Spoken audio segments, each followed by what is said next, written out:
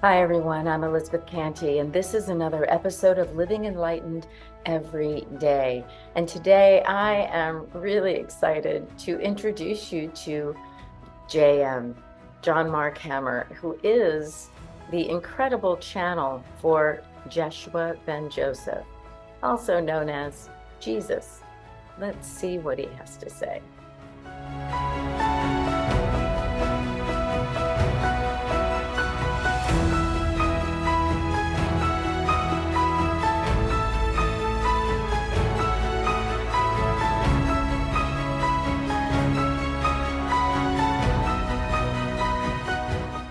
I'm Elizabeth Canty, and I am dedicated to helping others love their life and live their passion by integrating spirit, mind, and body. It is what I do and who I am, and I love finding like minds who are out and about in the world doing that as well through so many different ways and avenues. And today, I'm excited to introduce Jayem, Jon Marc Hammer, the conduit for the profound teachings of the books of the Way of Mastery series that emerged from his incredible encounter with Jeshua ben Joseph in his living room. That encounter marks the beginning of a lifelong journey for Jayem.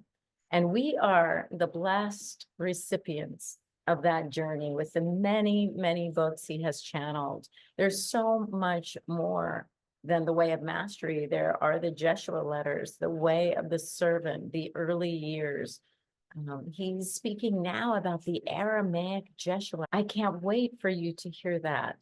And the living practices, which are the practices that came out of the channelings and the later years. Welcome, Jon Marc Hammer. I was first introduced to Jayem because the book was recommended to me, The Way of Mastery, and I purchased the book, but I had a hard time reading early in the morning, the small little print. So I really enjoyed listening to the channelings in your voice early in the morning. I could just sit back and relax and listen to your voice, really speaking the words of Jesus. It's interesting when you just mentioned hearing that voice, even though it's been so many years, decades now, it still is odd for me to say listen to one of the original audios, and I can recognize that it's the voice associated with this body mind, yet I absolutely know it's somebody else using it. Joshua would take me out of my body and I could see him sort of slide into it, and then he would teach. So when I hear the voice, it's like, I know that's my voice, but that is absolutely not my state of consciousness doing the communicating. The depth of wisdom, his mastery, and just his vibration is quite distinct. So it's always been just a little quirky, I guess, for me to recognize that. So that's a beautiful beginning of your experience of channeling. Do you remember what you're saying? What is it, a trance channel, or what's happening for you when you're doing that? It went through some phases over the years. After my initial being contacted by him, which I wrote the book, The Jeshua Letters, about the first year and a half with him. And there was a stage at which I was finally willing to surrender to him as my final teacher. And at that time, he said, very well, I will begin communicating with my friends, which is really everybody. And I somehow knew what he meant by that, but I had no idea how it would work. And he gave me a prayer to do, and I just gently would repeat the prayer. And I could feel myself dropping into kind of a deep meditative state as a result of the prayer. And then this peculiar vibration would start. I don't know how to describe it, like an energy quickening. And then I would literally feel myself being lifted out of the body. And I I could see when you're in an out of body state, you can see 360 degrees, which is kind of interesting. But I could see my body. I'm moving away from it. I could see Jeshua. I don't know how to describe it, as kind of a light body being with others next to him, and they were forming a circle around the group of whoever would be there. And I was just kind of drifting further and further up, away from it all. I could watch Jeshua slide into the body. And as he did that, I lost all contact with this realm. And it felt like I was, I don't know, accelerating through a field of multicolored light. I don't know how else to describe it. And as I was doing that, I could see the planet. I could see then the physical universe as if I was being telescoped out. Wow. And then poof, I was somewhere that just felt like a field of light. And Joshua would be right in front of me, and he would be teaching me about my life and my journey. But I had no awareness whatsoever of what was going on in our world, our dimension. And then at some point, he would look at me and say, "We're complete for now, and you'll be returning." And it would feel like I was falling back and telescoping the other direction. And whoosh, I could see the physical universe, then planet Earth, then my house. And it felt like I would just like literally fall into the body and very gradually begin to be aware of being here again. I had no idea what was said. I had no idea what had transpired. And sometimes it would take 20, 30 minutes for me to move a finger or be able to utter a sound. It was like, I don't know, incarnating, I guess, all over again. And then after I came back, and people would make comments about the message or the evening that they had with him. And they would all go home, and my body would feel completely electrified. I don't know how to describe that either. It sounds like a little crude, but it was reminiscent of my younger days in the 60s and 70s after a little LSD. You know, it's like like whoosh. And I would go out and take a walk, and I would walk for hours, and everything was translucent. Buildings were shimmering. I could see through trees. It was just a whole different cosmos. And gradually that would begin to wear off, and I would come back to myself. Mm. And I don't know why those balloons do that. Isn't that weird? I can't figure. Occasionally it happens when I'm, What in the world? it seems to happen as certain little moments. It's only happened 3 or 4 times, but, and I cannot figure it out. Nobody can. At first I thought we were live and people, I'm like, That was pretty, I know, it's a mystery. oh, this, well, I'm getting very emotional as you're telling this. I feel, I think that's why I love the recording so much, because I I feel myself transported, seeing the translucency of this world, this realm, as I'm walking in it, as I'm doing those tasks. So without the drugs, I didn't do those drugs, but I think it's just the meditation, and you mentioned willingness and Yeah. surrender.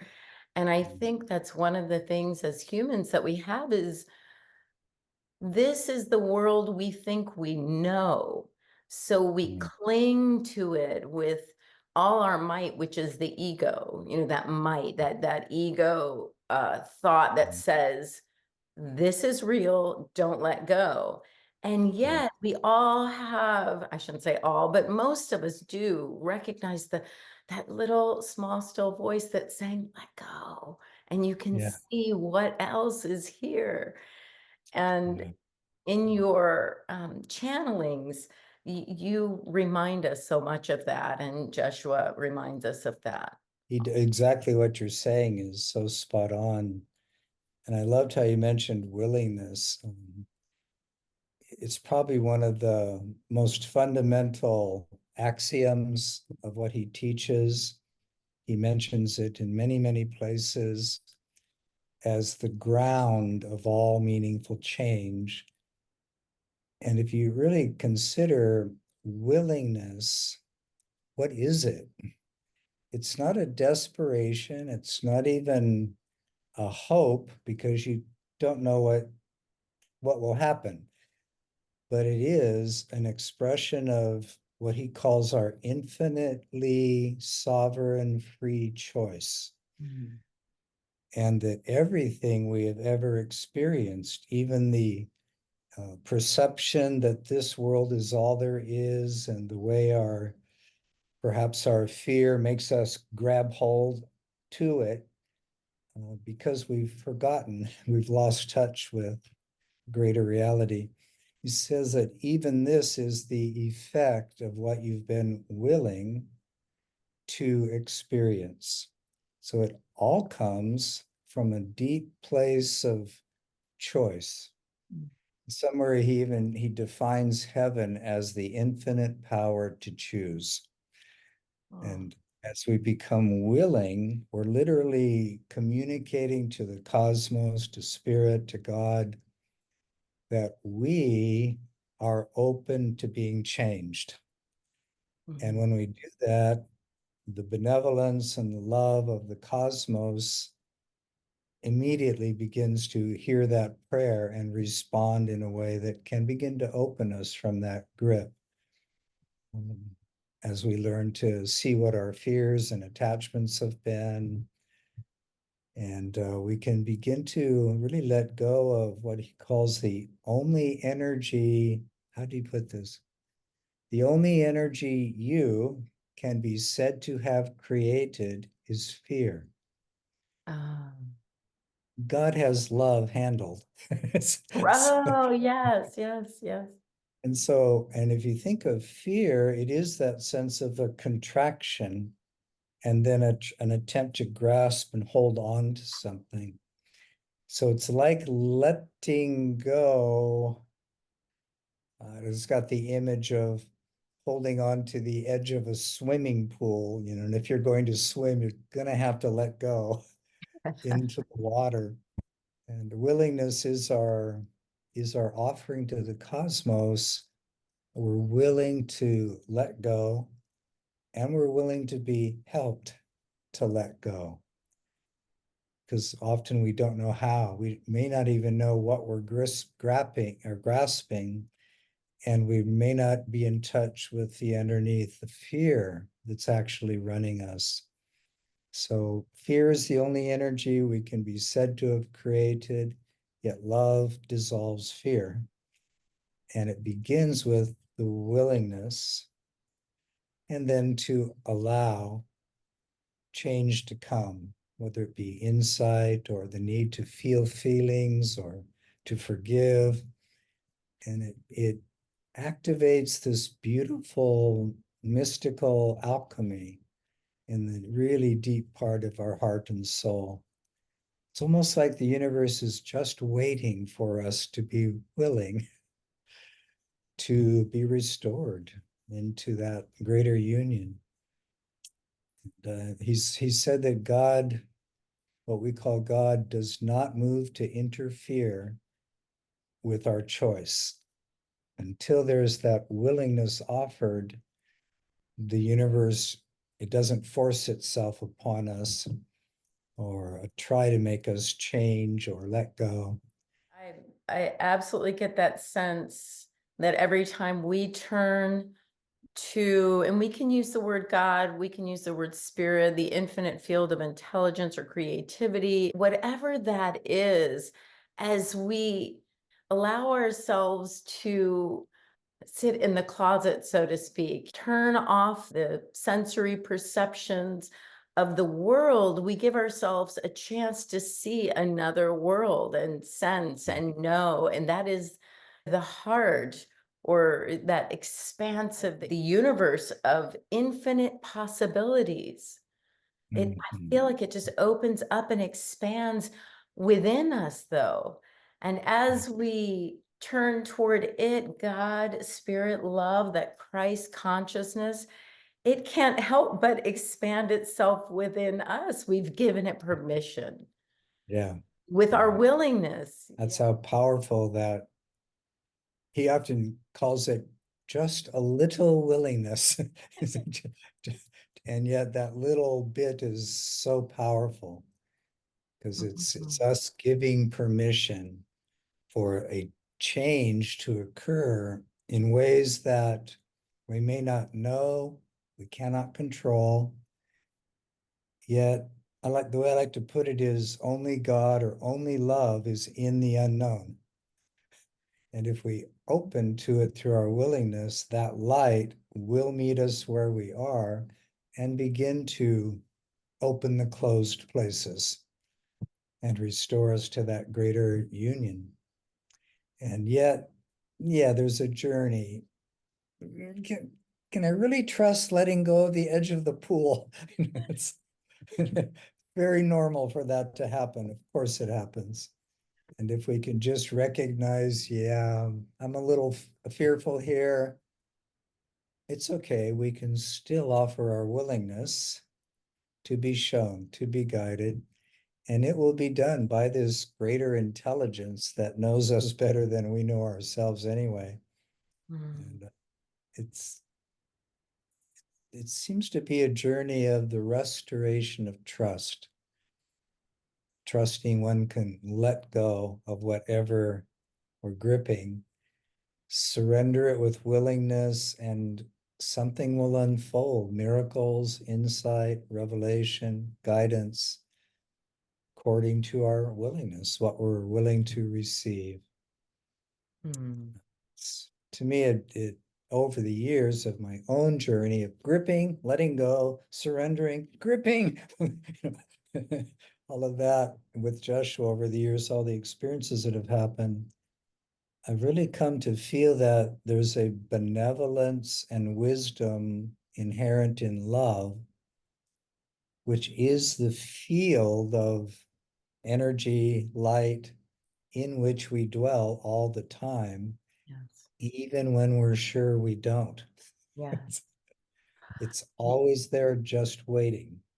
It's almost as if the finite mind, the ego, which is for me, it's that set of beliefs that is attached to the body. It's there to help us not stick our hand in the fire, or on the stove or something. It's definitely, but the protector of the body.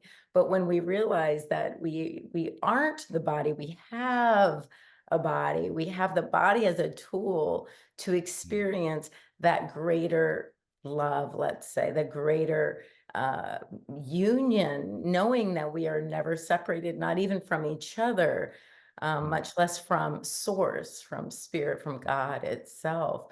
My ego, anyway, wants to say, no, I have this image of holding onto the pool and going like this, like I'm swimming.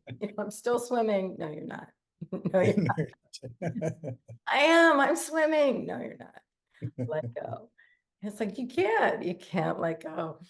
But it is, for me, it has always been just this gradual, like, just now there's just like a finger holding, but just saying, okay, I'll let go. I can remember toddlers as they are learning to swim. It's that moment of, look, I can do it. And immediately I have the image of, was it Peter walking on the water and sinking? And it's just like, wait, no, I can't. Like, No, what again. was I thinking? Grab the boat, grab the wall again. And it's like, no, you can, and you did. do Yeah. it again, surrender again, choose again. Surrender again, over and over and over. Just offering that little willingness, being willing to allow this greater light to unfold what needs to unfold as it, flowers us, and just keep surrendering and notice and appreciate the journey. A beautiful thing he said to me very early was, love your journey, love all of it, for there are no accidents or mistakes. And so again, we've wanted to experience separation. Yeah. And when you really let that drop in and get past the how could I be so stupid, all that nonsense. What have I experienced in separation? I've experienced fear, doubt, maybe the attempt to control. I've looked for love in all the wrong places, as the old song went. Yet all of this is a kind of a key question I use when I do sessions with people doing what we call radical inquiry. What's one thing you've discovered or learned in whatever experience it is that may have been difficult to have realized any other way? There's always a jewel. And once we discover the jewel, now we can be in gratitude for our journey. And that gratitude opens the heart to that beautiful place of faith and trust. So it's quite a beautiful, beautiful journey, and it all really does rest on what would I be willing to discover and experience?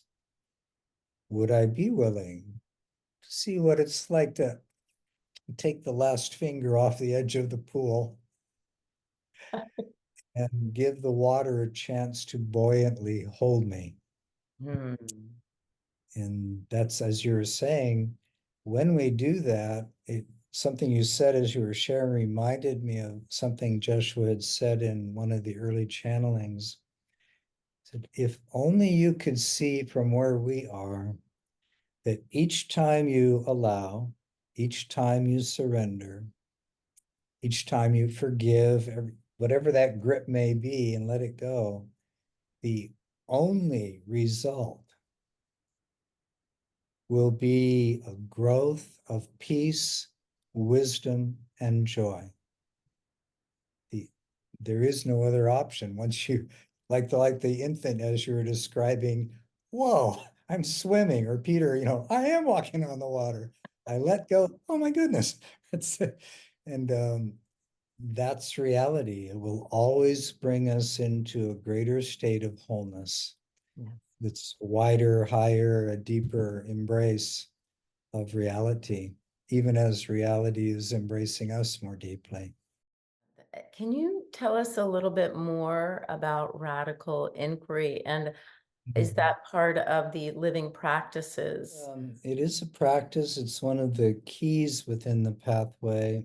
Um, Radical means most fundamental, to get to the ground of something. Inquiry, of course, to look within, not out. What's actually going on when I'm upset or scared or feel jealousy or whatever it may be, because these things are actually effects of a deeper, as perception, belief, prior experience that we've interpreted and feared. And I learned it from Jeshua slowly over the years. In fact, today I was reading the transcript of one of the early channelings, which we call the early years. And he always had a lot of interaction with the participants in the group, sometimes for hours. And as I was reading them, I went, oh my God, he's doing radical inquiry. Oh, It's a way of, he's just listening and then helping people become aware of the words they're using, and then asking, What's the belief inside those words? Where did you learn that? What if that's not actually true? That I've got to have the perfect lover, or whatever, the belief is that's running us. So it's a way of turning the mind back upon itself, but in a relaxed way, so that our own intelligence and mind begins to see what's been running on automatic pilot within it. And that always brings insights and ahas. And the other aspect that goes with it is what we call love's breath. The breath is such a powerful, powerful tool. He calls it the angel of air. And he said that it's the bridge to the Holy Spirit, that it carries frequency. So that, say, when we open to a revelation, if we just pause to breathe and let the cellular structure of the body really feel it, really be with it, something lands in ways that we may not rationally understand. Or even if we need to feel an anger or a sadness, the same thing, if we can give it breath. The image I like to use is like a loving mother who would pick up the child that's in fear or is having a bit of a tantrum, and the loving mother brings the child to her lap, doesn't judge the child, just holds it. And the child itself goes through its energy movements and begins to relax. And then the loving mother can say, maybe there's not a snake under the bed when the child relaxes. So, in a way, in a nutshell, I could say radical inquiry and love's breath in combination bring that same quality of spacious safety that helps us relax from soul to cell, in which insights, healing, guidance, direction can begin to occur. And I really learned it over the years from him. And it's quite remarkable, quite powerful. But it's just being present as the field of love and trusting. What I found in doing sessions is, often what causes us to get stuck is that somewhere we formed a judgment and we lost trust in our own journey. And so we reject it a little bit. We push it down, repress it, call it wrong or whatever. How can I turn and become like the loving mother who welcomes my own direct experience just as it is? When we do that, we discover that it always has things to reveal, a wisdom and a truth that we're just missing because we're too busy fighting with it. Pushing it away, yes. Yeah, pushing it away. And this is why he often says, you can try to grow, you can try to change, but until you have loved what you have been, change can't truly occur because it comes from the depth within us. So he just puts it quite simply, only love heals. And love allows all things, trusts all things, enfolds all things.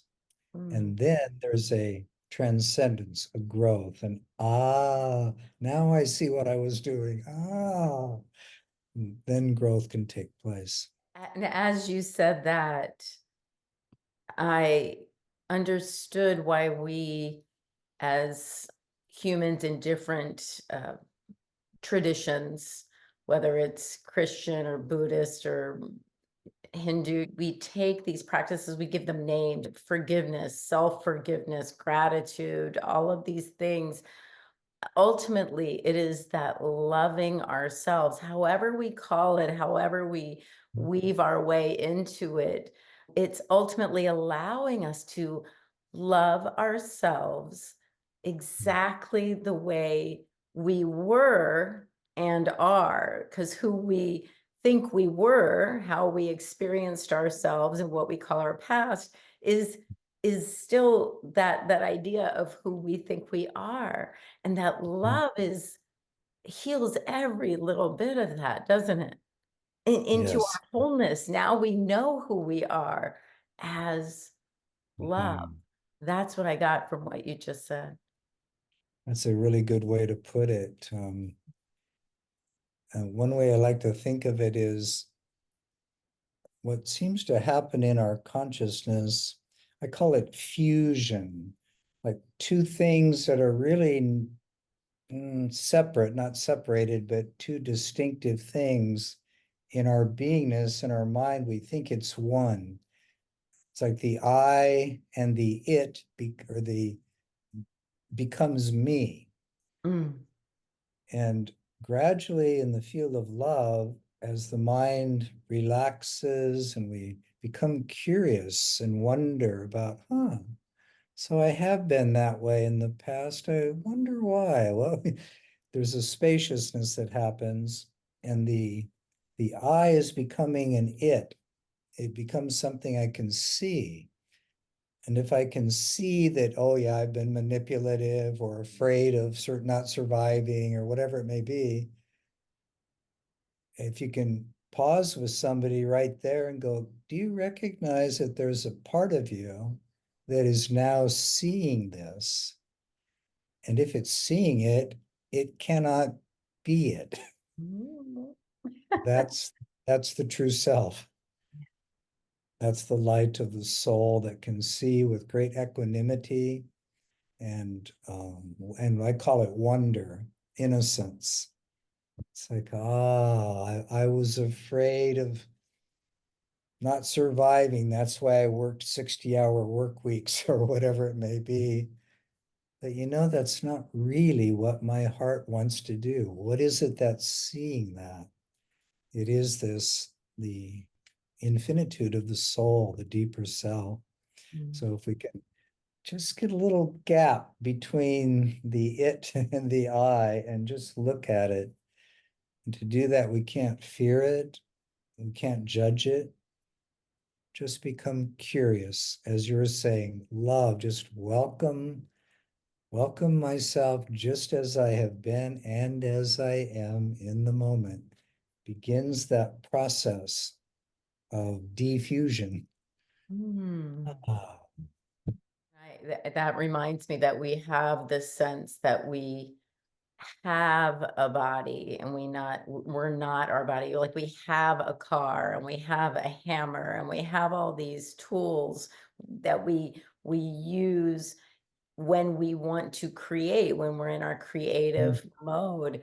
We wouldn't say that I am my house, I am it, and look to my house to solve my problems or tell me who I am. And mm, yet, in a way, it's like looking at the body, the history, the memories, things like that, as mm, who we are. We're just yeah, missing the mark a little bit. We're just not quite seeing the picture and that space that you talked about. It's like, oh, this I'm more than being this, what I'm seeing. I'm the seer. I can yeah. see all that. How I can see the house and the hammer and the body and the memories and the people and the events. And the seer is just filled with love and can love everything just as it is without needing to change it. And that's us. That's who we That's are. yeah. Yeah. Yeah, the body, well, yeah, the poor body. Oh my goodness, the impulses we send to it. I am the body, you've got to keep me safe. We send it mixed messages constantly. And the way Joshua puts it is you'll come to see that you do not exist in the body. The body has arisen from within you as a vehicle that allows you the experience of the third dimension, physical plane. It will be, the body can be um, a separation device or it can be a communion device. Mm. like when we hang out on the beach and relax the body and feel the warmth of the sun. It's like, communion or in gratitude. We have a judgment of somebody, we contract, we push away. Now we're it's being a separation device. He said you have to come to see that the body will always serve your deepest desire. Do you desire union, growth, peace, or do you need to be right, to judge, to fear? One is a contraction, one is an openness. So the body itself is as you said, it's like a hammer or a vehicle that the soul is elected, not been forced to have, but has elected what we might call incarnation to come into this dimension, to discover all there is to discover about it. And the greatest discovery is, how can I incarnate love in every moment here? That's the journey. For me, it's taken the work of seeing all the places that I was defended against love out of fear.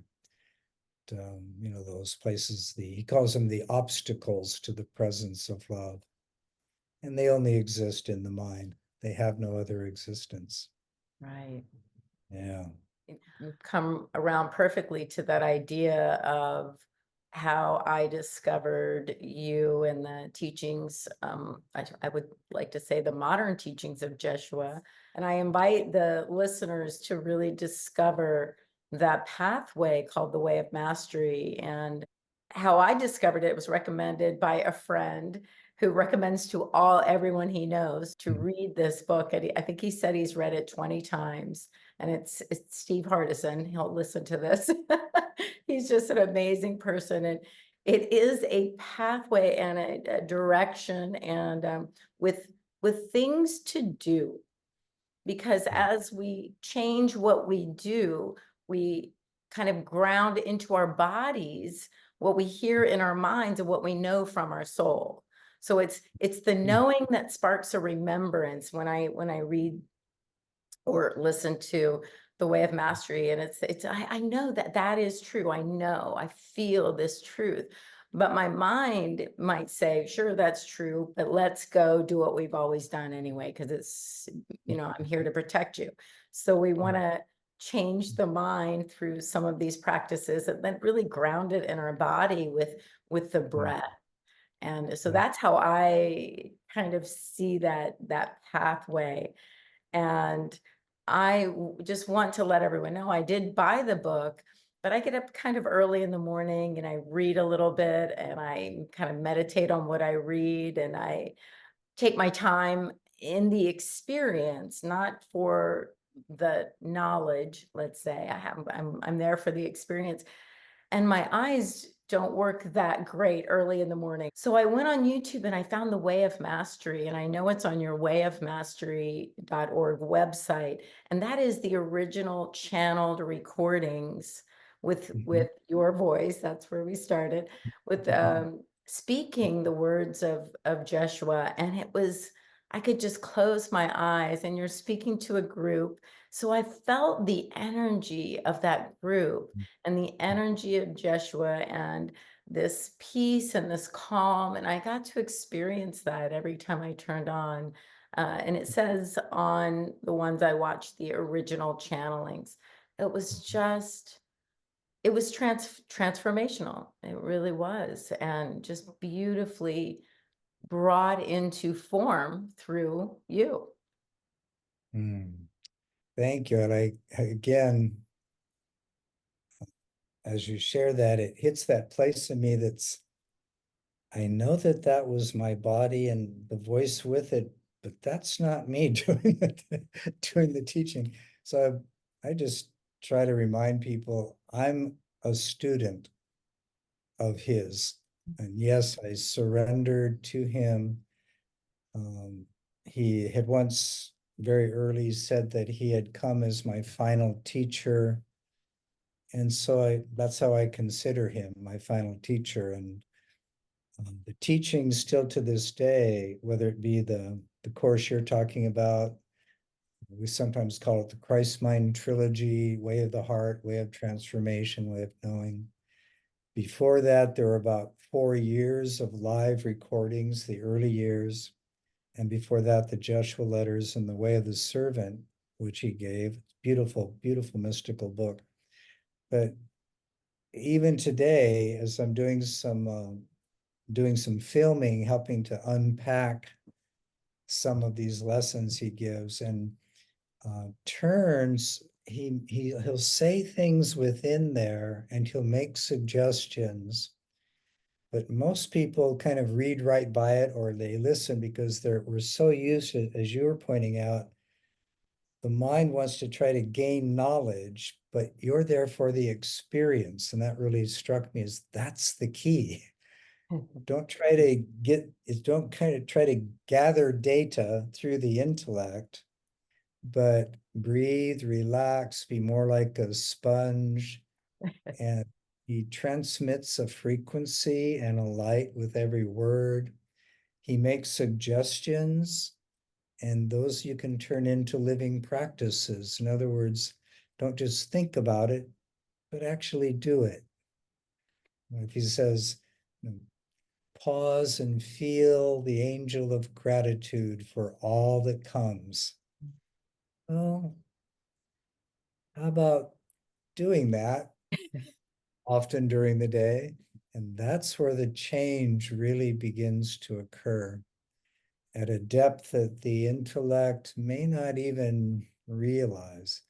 So I like how you said that it's to be here for the experience with what's being transmitted. It's not just the ideas, the concepts. There's a light that strikes us. Can we relax and open to that and just be willing and allow that light to bring about the changes in the depth of our being in places that we may not even know exist?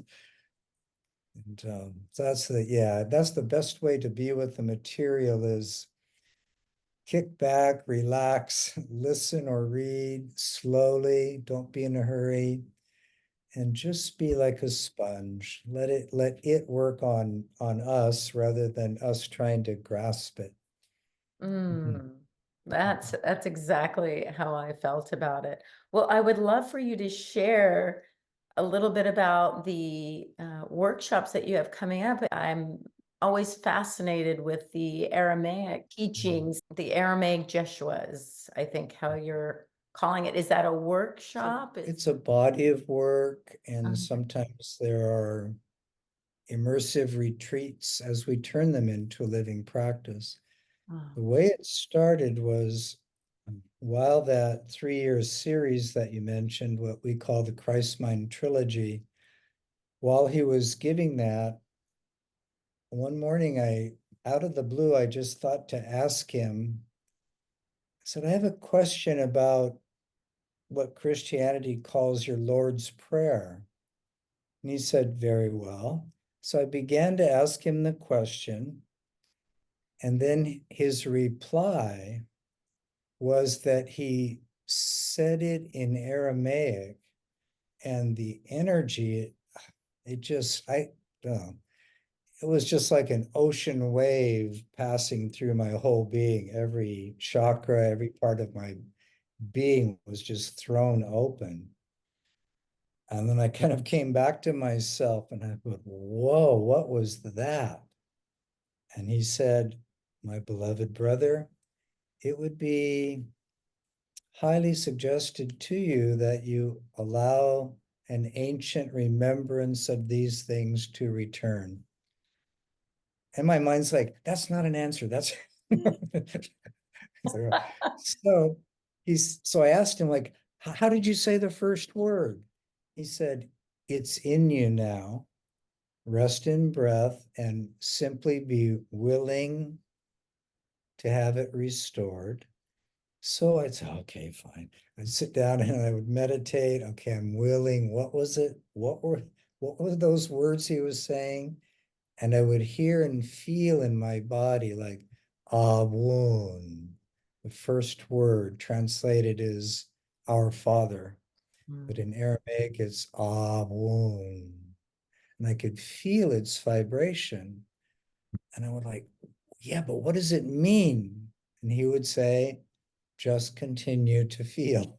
So it was frustrating my intellect. So very gradually over about 14 months, I could say the prayer as he had said it to me. And how to describe it? It was like as I rested in the vibration, I would have insights and revelation of its meaning. Like Abun, the infinite divine is ceaselessly pouring out its light and wants it to land in its creation. En nefesh in Aramaic, matter, body, form, life. Abun, it's like this ceaseless pouring of light. It's all around you, Devoah Shemaya. The second word of the Lord's Prayer, it isn't our Father who is in heaven, but the infinite light that we call God is all around, pouring its light out ceaselessly. You exist only within it. Open and receive it. That's the first line of the Lord's Prayer. So there's a living practice right there, just to open and feel that light. And it's above you, it's below you, it's all around you, it's pervading you now. Rest in it. Abun Washamaya. So in our retreats, and I've done a course on the Lord's Prayer after many years of working with him and coming into the depth of it as a living prayer. It's really more of an attunement and flow than it is a set of concepts or axioms. It's a living practice that transforms. So in our retreats and things, that's really the goal, to deepen the immersive experience with the vibration of Aramaic. And because most of us are English speaking or European speaking, yeah, we need to do a little translating from Aramaic to unlock and then feel the depth of what the prayer is really saying. There's three trinities to the Lord's Prayer. There are about 9 lines. And the first 3 are like a living practice. Awun Debashamaya Nita Kadash Shema. Like from kosher, Jewish word kosher. We come into alignment with this light as we breathe your holy breath, as we open and breathe and feel and rest.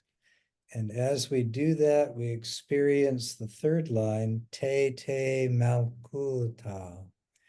We become a fertile field, as like say soil that has been tilled and all the rocks and the twigs are taken out. It's soft soil.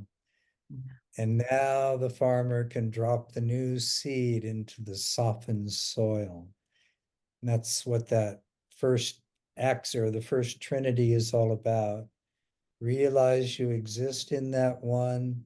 Let your breath soften and relax everything as you breathe that light through your being. You'll feel your body relax, the heart will open, the mind will slow down. You're becoming soft, into which light can drop revelation, guidance, new direction, healing. That's the first trinity of the Lord's Prayer, and then it flows from there. So it's a living practice, and it's what he actually taught to his followers. That's why he calls them my original teachings. Oh, yes, beautiful. Mhm. Well, Yeah. many of us really connect to the idea that there is an expanded realization or truth behind the words that we would know as the Lord's Prayer. the words that we have now were translated most of us, the words that most of us have now were translated so hundreds of years ago by people who didn't understand the other translations of Greek or even the Aramaic. There's such a new understanding, not just intellectually, factually through history, but a new understanding through revelation and insight that makes sense as we look at some of the other ancient teachings of, Buddhism and Hinduism and through Sanskrit and through the Aramaic languages through Judaism. And I love that because it resonates with me so much, these teachings, because they point back to oneness and wholeness, that we were never separated. We're in love now. We're in spirit now. What is appearing through our eyes and our senses doesn't appear that way. So stop looking there. Just turn this way, turn within. Oh, there it is. That is just so beautiful that you're doing these. I call it a new teaching, and yet it's one of the most ancient prayers that people would know, but it is a refreshed teaching. Yeah, it is. And I've been blessed with experiencing so many beings who have been willing to experiment with it, and the changes that happen in their consciousness, their lives, and just that realization that to pray isn't to talk with ideas to a God who is somewhere else, but to relax and open, as you were saying, to this realm of spirit and light and love that is already here now. The separation never occurred. It's a delusion made by the ego. It doesn't actually exist. So Abun the Washamaya, the infinite divine, is all around you, above you, below you, pervading your being. You're at rest in it now. Open and breathe and welcome it. Rest in it. Let everything soften and melt. And that quality, he uses the Aramaic word shalu, to come into attunement with, to rest in. And shalu gets translated through Latin and into the Germanic languages, etc., as pray. So for him to pray isn't to think ideas, but to breathe, to feel, to receive, to remember where we are always as the beginning. It's not the end step, it's the first step. That is beautiful. That is beautiful. You have some retreats coming up. I think they're already sold out, but we can let people know where they can find the new ones that are coming. Yeah, I'll be in Brazil, where there's, I don't know, a huge group of beings have been attracted to Way of Mastery down there. They're having a ball with it. And so As we're they doing, should, yes, exactly. Have should. fun. So I'll be there in September, early October, Ireland in November, and then Arizona, Scottsdale, Arizona in the middle of December. And if somebody's interested in that, they can contact us at wayofmastery.com and ask about what's going on, and we'll let them know. But yeah, I look forward to it. Over the years, I've probably done, I don't know, 1,000 retreats and things. There's no greater precious place to be than where a group of beings come together in one shared purpose, bring that willingness, and then miracles happen. Growth, insight, love, healing. Well, years ago when all this started, my fear was up quite deeply. I didn't want anybody to know that Jeshua had appeared in my living room. They would lock me away. This can't possibly be true. All of those things. And at one point he said, "My beloved brother, as you come to trust me, your trust will carry you into the experience of joining with countless beings that you don't even know exist, and you will experience the miracle of what love brings when any two beings or more are willing to join in that one purpose." And at the time, I could feel myself soften for a moment, and then that that that thing wants to hold on to the edge of the pool. But gradually, it reached a point where the attempt to resist surrendering to him was exhausting me. I finally had to I realized that I'll never know what any of this is if I don't surrender to it. Yeah. And I could say after all these years later, he's always been right and I was always wrong.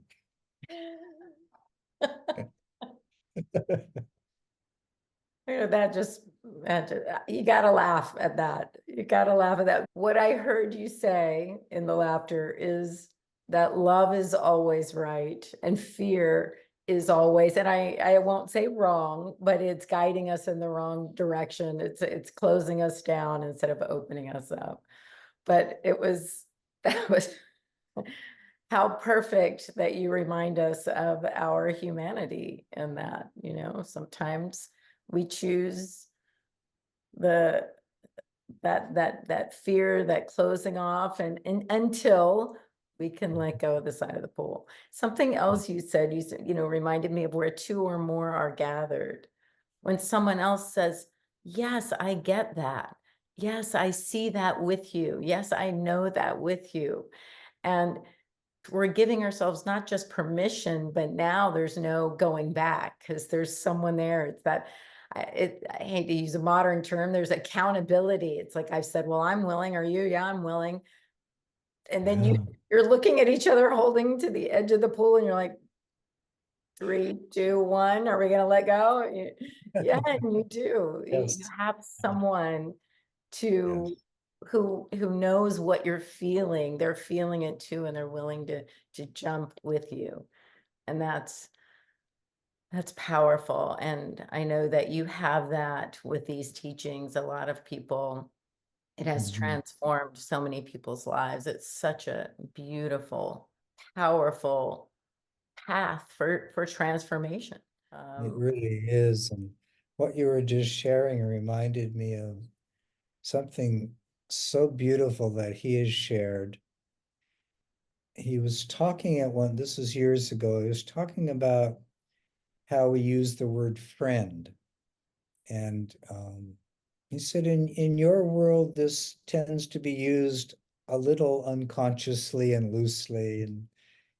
He said in his time, to say someone, I am your friend, meant I am fully devoted to seeing and holding you in the highest light possible and will do so until you can hold yourself.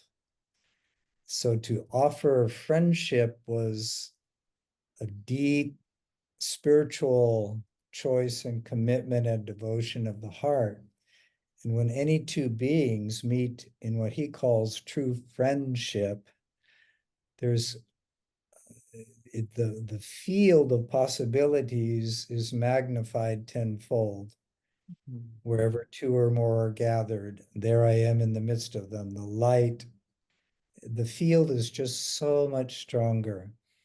And we really only need maybe a few true, really good, what he calls friends of the heart, mm, those ceaselessly devoted who hold us, even if we stumble or reach back for the side of the pool, they're still holding us in the highest light, and they're there to share the journey with us, and we're there to help support each other.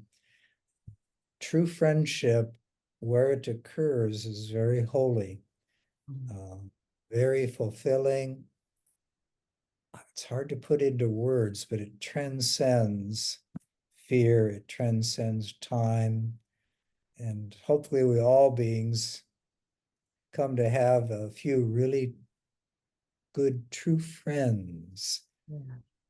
that are not just what we call our friends, but they're holding us in that highest light, holding us in their prayer, and us them. And when we come together to join in that field, that's where insight, miracles, understanding, the faith to let go the edge of the pool and know that we're supported. Friendship is probably one of the most precious of gifts we can experience Mm. in that sense that he uses it. I love that. And Mm. I do truly believe that that is a beautiful definition of true friendship. It's who we choose as our family. And I have that image of the mother, holding her child. It's our friends can hold us even when we're wrong, even when Yeah. we've made the mistake, even when Mhm. we're flying away, the butterfly released, they're holding us no matter what. And that is a beautiful gift. I love that definition of friendship, or that recognition, I should say, of friendship. He calls them friends of the heart. Hmm. Mm. Of course he does. Of course. Well, I have so much enjoyed this time together. This has been really wonderful. I am just so blessed by the work you've done, the willingness that you have been to continually bring these beautiful teachings to the world through you, through Mm. who you are, through your life, your energy, your love. It's a beautiful blessing. Thank you. I like to say he's probably had to work overtime to get me to where I'm at. you know, break down those concrete rough spots. It's been worth it. It's my soul's fulfillment, is to share these teachings in a way that truly convey their depth and can help others bring about those beautiful moments of grace in which healing, change, letting go of the edge of the pool can truly occur. There's no more beautiful experience in this dimension for me than the moment of seeing the light return, or Mm. somebody heal, or somebody let go of an obstacle, or whatever it may be, to begin to live from that deeper trust that, as in his words, that I and my Father are one. The separation is always been unreal. It's a great joy to witness that occur. But in the timeless sense, to be able to know how many people this has affected, I think is pretty amazing. And just being here with me today, I know that so many people will register this wonderful truth that is there in all of your books and those recordings and all of the material that you share so willingly. Your experiences of fear and being unwilling is almost as important as the experience of being willing, because we all struggle with that daily. And to be reminded that every moment of fear is just a moment to remind us to choose once again. Yes, I've argued with him a lot. I've tried to convince him he doesn't see things clearly, and all of the rest. I remember once I finally got exhausted from my attempt to argue with him in the hope that he would go away. And he said, "My beloved brother, because you have time and I have none, I will outlast you." Oh my gosh. And Yeah. what, can't argue with that. Yeah, it's like I couldn't think of a comeback for that one. It was in fact, something struck me as like, I think that's true. It's like he's going to win this war. And now we get to imagine that that's what he's saying to all of us. Yes, very much so. Yeah, he that is what he's saying. He is there. He has one purpose and goal. He said, I come to anyone who but prepares a place for me, and I will be with them until their awareness is the same as mine, that they too know the truth of their being. That's his only goal. Thank you so much for being with us today. I'm just so Thank you. very grateful. I've enjoyed being with you too. Blessings. And I'll just remind everyone that I will put the notes for your website. Mastery.com is our official home, I guess. Okay, so yes, they can find you on wayofmastery.com. And I just so enjoyed the YouTube channel with recordings. It has so many recordings of you, some shorts, you're reading the Jeshua Letters, you're doing other things. It's a beautiful way for people to take a break with whatever they're doing and just really be with you and these teachings on just such a profound level. So I'm grateful for all of that. And I invite our listeners to, as always, love, laugh, and live enlightened every single day and enjoy your week. Yes. Thank you so much. Take good care.